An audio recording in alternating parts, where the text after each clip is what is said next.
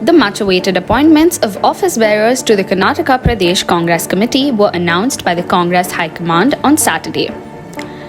With an eye on the assembly elections due in a couple of months, the Congress leadership has appointed 40 vice presidents and 109 general secretaries as the office bearers.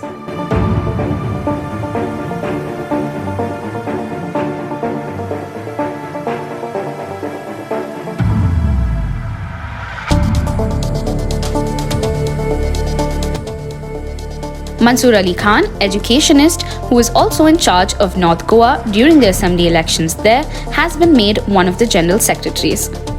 The appointments were pending since 6 years, with the last restructuring of the KPCC done during G. Parmeshwara's tenure as the state unit president.